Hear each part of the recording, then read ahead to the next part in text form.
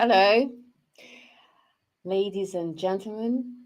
Thank you for joining us today for this exciting live event. We have the privilege of having two distinguished guests with us from Goldcrest Real Estate, Rafael Senna, country manager, and João Barros, real estate consultant, to discuss the second edition of their book. I got it here with me, Your Expert Guide to Buying Property in Portugal. But before we start, I will give you a quick overview of the book.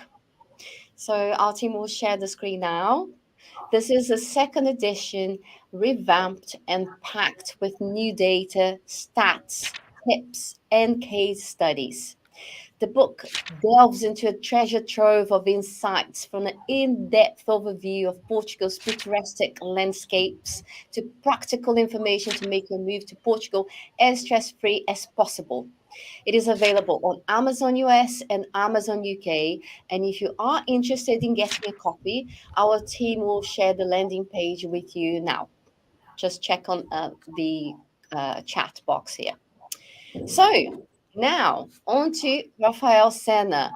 Thank you for being here, Rafael. Hello, hello to everyone. Hello, It's been a Gisani. while since you joined us in the live, no? That's true. That's true. Well, thank you very much for the invite again, and hopefully it's exciting to be being able to talk about this the second edition of our book. Thank you very much for having me. Sure, sure.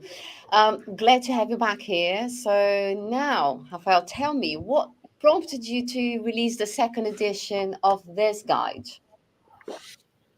Well, that's of course a collective effort from our team, right? The first book came out in 2000 and so getting data from after the after pandemic market 2011 and so on. So of course the real estate market is very dynamic and there's the need of always be as we have so many interesting data, regarding transaction prices and a volume of transactions in different areas of the country.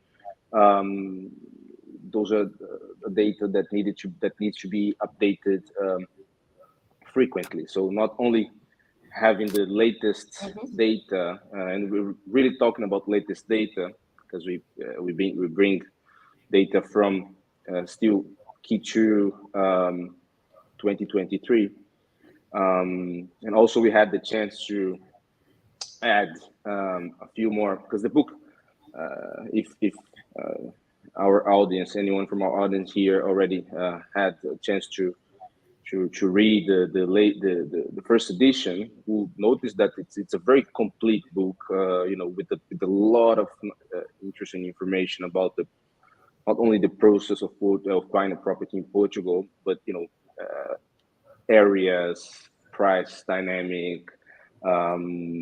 It's a lot of information, a lot of use of information. We've added a few more information, which, for example, in the area section, we've added Matosinhos, which is a beach area in the metropolitan Porto area, and also Melides, which is just south of Comporta. So those areas were not present in the first edition, and also a few case studies were added as well and to this new edition. So updated information, updated stats, and also a few new information as well. Sure. It's also important. I think that the case studies are very. It's a very inside story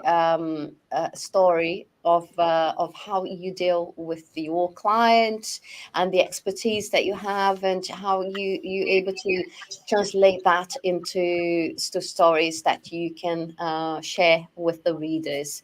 So that's very good. So now I wanted to ask you about the real estate market in Portugal, given that the book provides us with very updated data.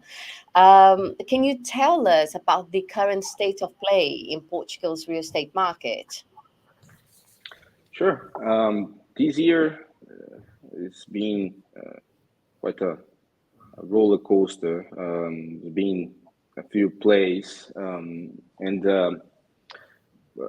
with for example, the end of the golden visa, which is being blamed by the government as one of the reasons why the prices are rising. But essentially, if we look at the data, I've said that quite a few times in past lives or opportunities that we've had together, that the golden visa property transactions represent less than what's in 2022, for example, there were 0.67% of the property transactions of the property acquisitions in Portugal, so it's really not that representative. But the fact of the interest rates rising, the inflation. So globally, it is a very it is not a comfortable scenario. So it's interesting to see how Portugal is dealing with the Portuguese market has been dealing with this, right? The interest rates are currently at 4.5%, the ECB,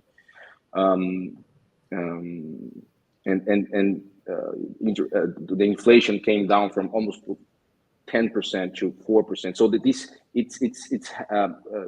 play from the central bank is really, the European Central Bank is really working out. And everyone were expecting that by this rise of interest rates, we would be having the prices wouldn't go up anymore. So we've seen a few, the number of transactions essentially going down, but the prices are not. They have been growing, but in a more let's say steady way. So it's interesting because a lot of different areas of the world, with the rise of the interest rates, the market is really going down, which is, and in Portugal that's played out quite differently, which is more due to the lack of supply, right? Which is something that we touch as well in the book, which favors, it's not a healthy situation for the population in the sense of not having enough supply or new construction, but that's something that helps not having a break in the market, or so that's something that helps a lot. So it's an interesting fact. Yeah, no, there's some very interesting dynamics there. And you also mentioned the end of the real estate route for Golden Visa. So can you expand a bit more on that, please? Yeah, so that happened. Yeah, sorry, I mentioned actually the end of the Golden Visa, but it's the end of the Golden Visa for the real estate market. That For the real actually estate, yeah. happened maybe a month. For me, it seems more than that, because when you don't want to look back at that sense, right? But yeah, and now the government passed a law that excludes real estate investment as an eligible investment for the Golden Visa. So there are other investment opportunities for the Golden Visa, but real estate is not an option anymore. So that's essentially what happened right now. There's whoever wants to acquire real estate for the Golden Visa needs to look for different investment type. Right? Essentially, that's that. Yeah. Yeah. Okay. Yeah, so the book will update you on that. And speaking to our listeners, the audience now, and I'm sure the readers will appreciate the updated information. Now, João been quiet for a while. Thank you for joining us. And now I'm going to ask you if you could tell us more about the unique features of this new edition. What can readers expect when they delve into the book? Well, it's always a pleasure to be here, Gisèle. I got accustomed already. The reality changes, but here we are again, and now with this beautiful book. The new edition is quite comprehensive. It shows a lot of tips. This is very useful for somebody thinking of investing in Portugal because it shows a lot of tips and on the process of getting finance, getting mortgage, but also how long it takes, all the factors involved when you have selected the investment. But it also has a lot of practical information about Portugal itself. So how's the life, how's the cost of living, the climate, and the areas. Like we really delve into some interesting areas that some readers might think that are only touristic destinations, but are quite thriving in long-term market.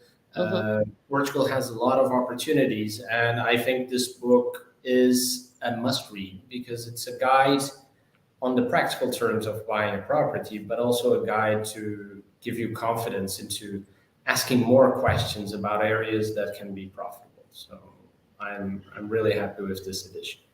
That's good. I'm glad you are sharing such insider tips with us readers because it sounds like a gold mine of information. Shall we talk about the case studies? I am particularly curious about the long term property rentals in Porto. Can you tell us more about this option? Well, sure, Zidane, of course. So Porto is an area we must look at. It's not well, it's one of those that people see on travel destinations. Let's go to Porto, but when people arrive in Porto, they see a thriving city, Mm-hmm. and you see a lot of movement from digital nomads, new companies. You have all the beautiful surroundings around Porto with wine culture, those Douro Valley boat tours and everything. But Porto represents one very good opportunity, which is if you're looking to have a less headache when investing in property, you're probably going to look in the long-term rental market.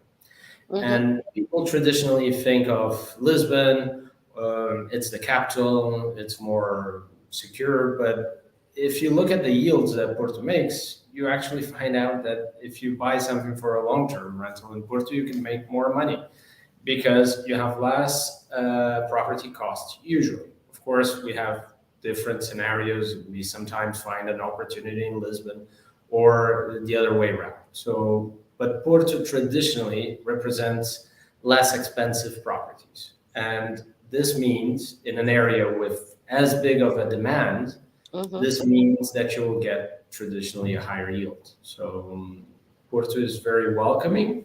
And with these disputes, if you can Airbnb or not, this is happening throughout Europe. It's always very safe to invest in a city that has such a high demand for long-term rentals. There's even a fashion design now, which is the long stays. People who are renting out for 6 months, for 8 months, and usually are willing to pay even higher rentals for the flexibility. All right. Okay. So that's good. Good news for investors. Um, Keep us updated on all new trends, Sean. So now I'm going to ask both you and Jean Raphael, what else about this book do you think it is worth mentioning here? Who will benefit from reading it? Well, if I may, Shizan, I think that both everyone who has invested already or is in the point of investing in Portugal should read it. because it's so comprehensive on the various stages of purchasing a house, and it will help them. Oh, I forgot this. Oh, this shouldn't take this long. What is going on? Because it's an encyclopedia of property purchase. But also everyone who's looking at the globe, trying to figure out which country they're going to choose for an investment. This book is really the key to give you comfort. I believe that clients usually have to go through us and have a lot of conversations to then feel the trust and feel that it's really safe to invest in Portugal. But this book had a way of giving this through practical examples, through situation, basically real case studies. So those, I feel that when our clients or our investors read this book, they will feel confident. And also when they hear our practical stories with clients in the past who have invested, they'll also confirm that confidence. So it's a very good book to start reading right now. No, it's true, and I must say that it's very complete when it comes to providing, as you called it, encyclopedia. It's very good at providing information on things such as, taking pets to Portugal. Those are important things that when people are moving, they need to take into consideration. So how they can fly from a different part of the world, and what vaccines they need to ensure their pets are up to date. Furniture, also there's shipping services, healthcare in Portugal as well. So all this practical information are there in the book, and it's very complete. So it's very important. Just I also if you may, sure. sorry, Zen, if you may, just to add, to maybe what João was saying, it's here we at Goldcrest, we are really data driven, and of course that we have usually profile of clients that are more, when you're buying a house for yourself, data matters, right? But might not be the most important factor. So you want to have, right, a confidence that your emotional Needs, right, will be backed by data, right? So that's something that the book offers in a very complete way. So a good amount of data, which is something that we do day to day, in a day-to-day basis, which is really looking at the data for every single process, every single client, every single house that we are considering, or every single investment. So that's also something that I would like to add. okay. I think you brought up a very good point. So I'd like to talk about the importance of having trusted advisors. Can you elaborate on how Goldcrest Real Estate and this guide aim to provide personalized assistance to potential buyers and investors? Yeah, sure. I think, Portuguese real estate market is relatively fragmented, right? And also because of data protection, we have a lot of different nationalities. Last year we've dealt with 28 nationalities, but so in the US, with our American clients, they use Zillow, for example, which is a platform that aggregates real estate listings and also information. In Portugal, we do not, mostly because of data protection, there is not possibility of getting this information directly from an open source platform. So in terms of data, institutions and real estate players in the market, they have, of course, because we're talking about institutional tools available for professionals, they already put the buyer in a very good advantage in terms of going after information or having the chance to compare to make a market analysis, for example, in a property that they want to consider. And also all the hustle of when you buying a property for yourself, and you consider to buy that as an investment, you want to look as much property as possible, right? So sometimes you have to be dealing with 10, 15 real estate agencies, so different agencies, communication gets very hard to do it. So having one point of contact, someone that is, an inside local knowledge person that does this every single day, makes a lot of sense to compile all the information, filter and work besides you, defending your interest as a buyer, providing real estate up-to-date data. So these are a few of the things that let's say we offer as a consultancy, and that's very, very important to an international investor. That's mostly the same when you see, for example, Google reviews or our NPS. This is being able to walk side by side with the client, defending their interests, providing the analysis that they want. These are something that stand out of having someone to help, to assist in this process.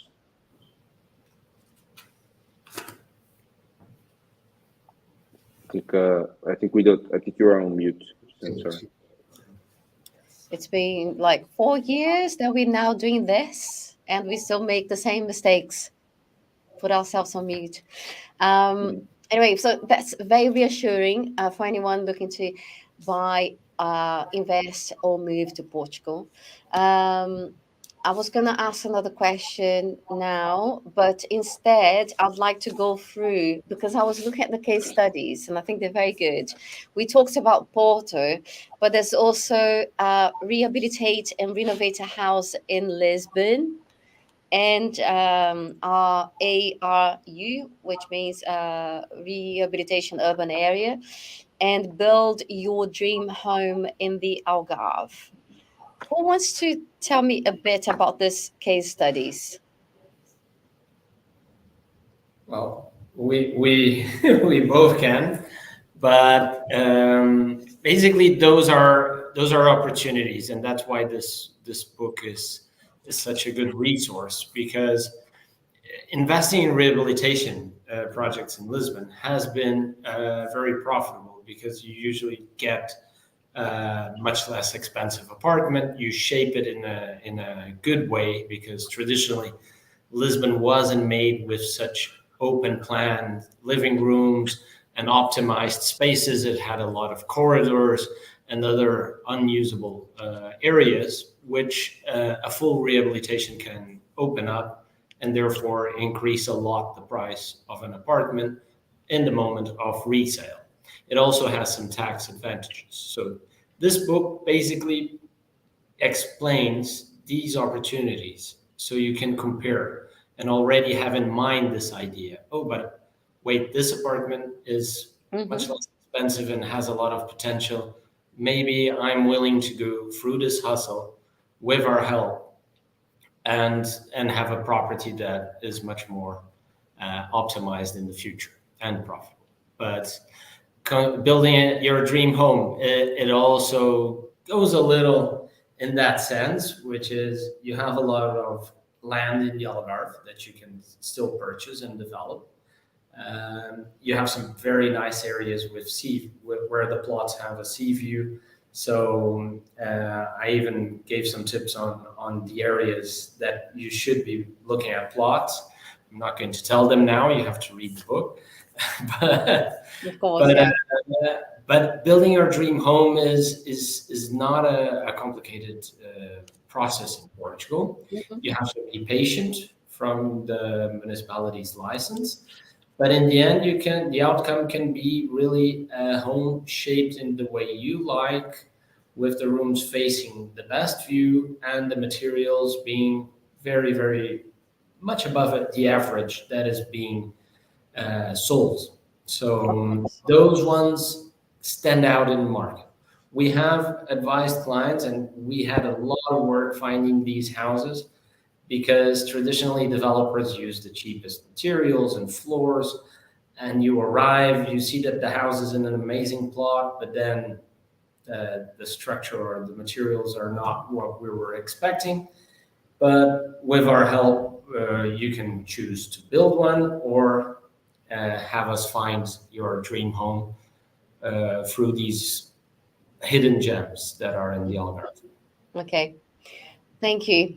Jean, stay there because I would like to ask you what is the main message you would like to convey to potential readers and investors interested in the Portuguese real estate market? So I think the message is really in going with what Rafael said in the beginning is there's a lack of supply in Portugal for the amount of people that are already coming in. It's not, we can't really explain, we really need to read and to spend some time in Portugal to understand why this country has enormous factors that attract families, that attract investors. And it's not only the quality of life or the beautiful beaches and the beautiful scenarios. It's really how the country presents itself.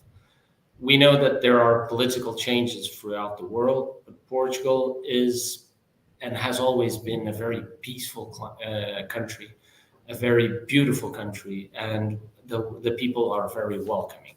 So really the biggest factor and the biggest resource you can get from this book is the confidence of investing in a steady country, a reliable country, and a place where but all indicators show that your money will not be lost and will the tendency is to steadily capital appreciate. So Of course.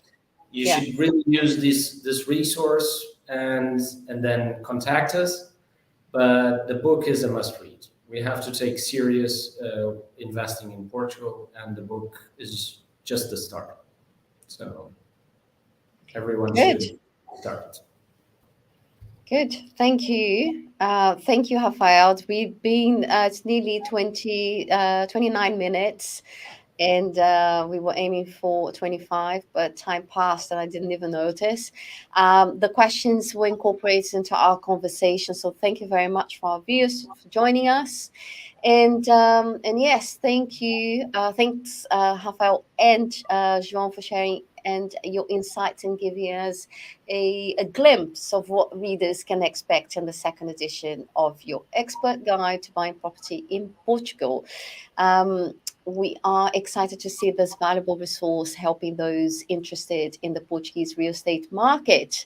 So thank you very much, and I hope to see you next time. Bye. Always a pleasure.